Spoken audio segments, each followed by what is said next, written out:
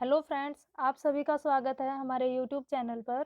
आज हम डिस्कस करेंगे साइकोलॉजी के कुछ मोस्ट इम्पॉर्टेंट क्वेश्चंस, जैसे कि हमने पुराने कुछ वीडियोस में भी किए थे। उससे पहले अगर आपने अभी तक हमारा चैनल सब्सक्राइब नहीं किया है तो अभी कीजिए और बेल बेल आइकन दबाना ना भूलें, जिससे कि आपको आने वाले वीडियोस के नोटिफिकेशन इजीली मिल सके। चलिए आज का सेशन स्टार्ट करते हैं। क्वेश्चन नंबर फर्स्ट देखिए, अधिगम निर्योग्यता शब्द का सर्वप्रथम प्रयोग किया।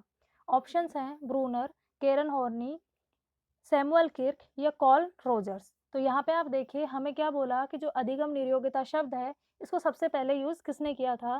तो ये ऑप्शन नंबर 3 जो है सैमुअल किर्क, ये बिल्कुल करेक्ट है। इन्होंने अधिगम निर्योग्यता शब्द 1963 के अंदर सबसे पहले प्रयोग में लिया था।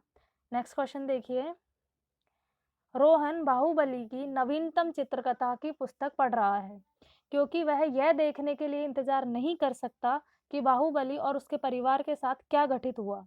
यह सर्वोत्तम उदाहरण है। ऑप्शंस हैं केवल आंतरिक अभिप्रेरणा का, केवल बाह्य अभिप्रेरणा का, आंतरिक और बाह्य दोनों अभिप्रेरणा का, या फिर ना तो आंतरिक ना ही बाह्य अभिप्रेरणा का।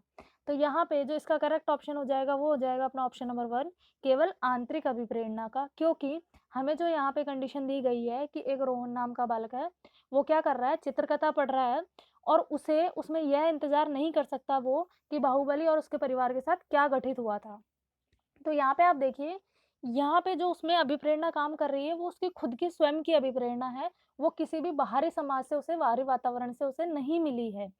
तो जो अभिप्रेरणाएं हम खुद की, जो काम हम खुद की इच्छा से करते हैं वो किसके अंदर आएंगे, आंतरिक अभिप्रेरणा के अंदर आएंगे। तो यहाँ पे ऑप्शन नंबर 1 बिल्कुल करेक्ट हो जाएगा। नेक्स्ट क्वेश्चन देखिए, बुद्धि का द्विकारक सिद्धांत किसके द्वारा दिया गया। ऑप्शंस हैं गिलफोर्ड, साइमन, टर्मन या स्पीयरमैन। तो यहाँ पे आप देखिए बुद्धि का जो द्विकारक सिद्धांत है ये हमें दिया था ऑप्शन नंबर 4 स्पीयरमैन ने। इन्होंने ये सिद्धांत दिया था 1904 के अंदर।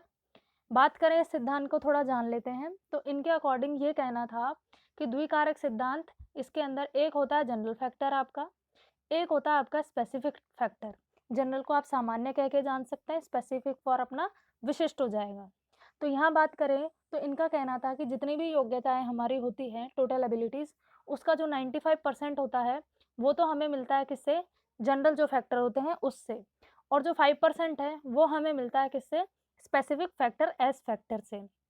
दूसरी बात, जो हमारी जनरल जो एबिलिटीज़ होती हैं वो हमें मिलती है वंशानुक्रम से, और जो हमारी एस फैक्टर जो होती हैं, मतलब कि स्पेसिफिक वाली, वो हमें किससे प्राप्त होती है, प्रशिक्षण के द्वारा प्राप्त होती है। नेक्स्ट क्वेश्चन देखिए, प्रासंगिक अंतर्बोध परीक्षण किसके द्वारा दिया गया। ऑप्शंस हैं हरमन रोशा, लियोपोल्ड बेलक, हॉल्ट्समैन या मॉर्गन एवं मुरे। तो यहाँ पे ये जो नाम दिया गया है प्रासंगिक अंतर्बोध परीक्षण, ये दिया गया था ऑप्शन नंबर 4 मॉर्गन एवं मुरे के द्वारा। इसको हम क्या नाम से भी जानते हैं, इसको हम TAT टेट परीक्षण के नाम से भी जानते हैं। और इसमें क्या होता है कि ये जो परीक्षण है ये व्यक्तित्व के मापन के लिए किया जाता है। और दूसरी बात कि यहाँ पे 2 तरह के टेस्ट होते हैं, एक होते हैं अपने चेतन मन की स्टडी के लिए, एक होते हैं अपने अचेतन मन की स्टडी के लिए। तो ये वाला जो परीक्षण है ये है अपना अचेतन मन की स्टडी के लिए। इसके अंदर क्या होता है कि टोटल टोटल 30 कार्ड यूज होते हैं, उसमें से मेल के रहेंगे 10, जिससे मेल मेल का परीक्षण किया जाएगा, फीमेल के भी रहेंगे 10, और 10 कैसे रहेंगे, बोथ बोथ बोथ के रहेंगे अपने 10। तो इसमें क्या करना है, मान लो कि हमें किसी पुरुष या जो बालक है जो मेल है, अगर उसका हमें टेस्ट करना है तो हम क्या करेंगे, 10 कार्ड तो लेंगे मेल वाले और 10 कार्ड लेंगे बोथ वाले। अगर वहीं हमें किसी स्त्री या फीमेल का टेस्ट करना है तो हम 10 कार्ड लेंगे फीमेल वाले और 10 कार्ड लेंगे बोथ वाले। तो अगर हमसे कभी क्वेश्चन किया जाए कि सिर्फ एक व्यक्ति के परीक्षण के लिए कितने कार्ड की आवश्यकता है, तो वहाँ पे आवश्यकता होगी 20 की, क्योंकि एक व्यक्ति स्त्री भी हो सकता है या पुरुष भी हो सकता है, लेकिन दोनों के ही परीक्षण के लिए 20 कार्ड की आवश्यकता होगी। लेकिन कभी कभी क्वेश्चन पूछा जाता है कि TAT टेट जो परीक्षण है उसके अंदर टोटल कितने कार्ड यूज होते हैं, तो उसमें हम लिखेंगे 30। उसके अलावा अगर आपको ऑप्शन में 31 भी दिया हो तो भी वो करेक्ट हो जाएगा, क्योंकि यहाँ पे क्या होता है, 30 तो हो गए ये कार्ड जो मैंने आपको बताए, और एक अलग से कार्ड होता है, उस पे क्या होता है कि ये जो पूरी की पूरी कहानी होती है, उसको लिखा जाता है। तो इस तरह से ये परीक्षण होते हैं। नेक्स्ट क्वेश्चन देखिए, सृजनात्मकता में निम्नलिखित में से कौन सी योग्यता अथवा शील गुण सम्मिलित नहीं है? ऑप्शन देखिए, नमनीयता या लचीलापन, मौलिकता, विस्तारीकरण या सही उत्तर देना। तो यहाँ पे आप देखिए बात हुई है सृजनात्मकता की। तो ऑप्शन नंबर फर्स्ट को देखें हम कि क्या बोला है, लचीलापन। तो ये चीज़ बिल्कुल सही है कि जो सृजनशील बालक या जो व्यक्ति होगा, उसके विचारों में लचीलापन होगा। वो हर चीज़ को हर एक एंगल से देखेगा, इधर से, यहाँ से, यहाँ से, यहाँ से, हर एक तरफ से उसको देखेगा वो किसी भी चीज़ को। बात करें मौलिकता, तो मौलिकता भी उसके विचारों में ज़रूर होगी। बात करें विस्तारीकरण की, तो जो सृजनशील जो व्यक्ति होता है, वो क्या कर सकता है कि किसी भी टॉपिक को, एक तो हम होता है कि एक शब्द में पूरा टॉपिक खत्म, और एक इंसान ऐसा कि उसको एक शब्द बता दो आप और चाहे 2 घंटे आप उसको बुलवा सकते हो, उस चीज़ पे लिखवा सकते हो। तो ऐसे जो चीज़ें होती हैं वो सृजनशील बालकों में या व्यक्तियों में पाई जाती है। ऑप्शन नंबर 4 देखिए, सही उत्तर देना। तो ये कहीं से भी सृजनात्मकता की जो है क्या बोलते हैं, विशेषता नहीं है। तो इसीलिए अपना जो ऑप्शन 4th है, ये एकदम करेक्ट हो जाएगा कि यहाँ पे सही उत्तर देना ये क्या है, सृजनात्मकता का शील गुण नहीं है। नेक्स्ट क्वेश्चन देखिए, बालक के विकास की प्रकृति के संबंध में कौन सा कथन उपयुक्त है? ऑप्शंस हैं, सभी बालकों का विकास समान दर से होता है, विकास के विभिन्न पक्ष पृथक पृथक होते हैं, विकास विशिष्ट से सामान्य की ओर अग्रसर होता है, या विकास आनुवांशिकी और वातावरण की अंतःक्रिया का परिणाम है। तो यहाँ पे आप देखिए हमसे पूछा कि विकास के बारे में कौन सा कथन उपयुक्त है, मतलब इन सब में से कौन सा ज़्यादा सही है या सही है। तो हम देखें ऑप्शन नंबर 1 बोला है कि सभी बालकों का विकास समान दर से होता है। तो ये तो बिल्कुल गलत है, ऐसा नहीं होता है। विकास में व्यक्तिगत भिन्नता पाई जाती है, सारे बालकों का विकास समान दर से नहीं होता। ऑप्शन नंबर 2 की बात करें, हमें बोला है विकास के विभिन्न पक्ष पृथक पृथक होते हैं। तो ऐसा नहीं है। हम बात करें शारीरिक विकास और मानसिक विकास की, तो दोनों एक दूसरे से कोरिलेटेड होते हैं। सभी जो भी पक्ष होते हैं उनमें सहसंबंध पाया जाता है। तो ये पृथक पृथक नहीं होते हैं, तो ये भी अपना गलत हो गया। बात करें ऑप्शन 3 की, विकास विशिष्ट से सामान्य की ओर, तो ये भी गलत है क्योंकि जो विकास होता है वो होता है अपना सामान्य से विशिष्ट की ओर। तो ये भी अपना गलत हो गया। बात करें ऑप्शन 4, तो यहाँ बोला है कि विकास आनुवांशिकी और वातावरण की अंतःक्रिया का परिणाम है। तो ये एकदम करेक्ट है क्योंकि हम ऐसे रिप्रेजेंट करते हैं इसको कि ह्यूमन जो डेवलपमेंट है वो है प्रोडक्ट ऑफ क्या, हेरिडिटी एंड एनवायरनमेंट। इसको हम क्या बोलेंगे कि जो विकास है वो किसकी अंतःक्रिया का परिणाम है। हेरिडिटी का मतलब हो गया अपनी अनुवांशिकी, और ई फॉर हो गया अपना एनवायरनमेंट मतलब कि वातावरण। नेक्स्ट क्वेश्चन देखिए, गर्भस्थ शिशु में संवेदनशीलता का विकास प्रारंभ होता है। ऑप्शन है सिर से, पैर से, हाथ से या संपूर्ण शरीर से। तो यहाँ पे आप देखिए हमारा जो विकास होता है वो हमेशा होता है ऊपर से नीचे की तरफ। तो उसमें भी जो सबसे पहले जो यूज़ होता है वो होता है अपना सिर। जो विकास है वो हमेशा सिर से शुरू होता है। तो इसीलिए इसका जो ऑप्शन नंबर 1 है वो करेक्ट हो जाएगा। नेक्स्ट क्वेश्चन देखिए, यहाँ पे हमें मिलान करना है। एक साइड कुछ मनोवैज्ञानिकों के नाम दिए गए हैं, एक साइड कोई सिद्धांत दिए गए हैं। तो हमें बोला है कि थॉर्नडाइक। अब आपको पता है कि थॉर्नडाइक जो था, उनका क्या था, उद्दीपक जो अनुक्रिया के साथ जो था, ये वाला सिद्धांत थॉर्नडाइक ने दिया था। बात करें पावलोव की, तो पावलोव ने सिद्धांत दिया था अनुकूलित अनुक्रिया का। कॉहलर का सिद्धांत था अंतर्दृष्टि का, और क्लार्क हल का था पुनर्बलन का। तो यहाँ पे आप देख लीजिए करेक्टली कौन सा मैच हो रहा है। फर्स्ट के साथ अपना डी जाएगा, फर्स्ट में डी, सेकंड में अपना ए जाएगा। तो मीन्स ये जो ऑप्शन नंबर 3 है ये बिल्कुल करेक्ट मैच है। नेक्स्ट क्वेश्चन देखिए, निम्न में से कौन सा कथन सही नहीं है?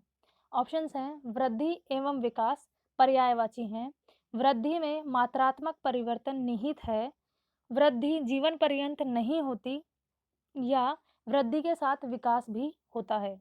तो यहाँ हमें बोला है कि कौन सा कथन सही नहीं है, ये हमें बताना है।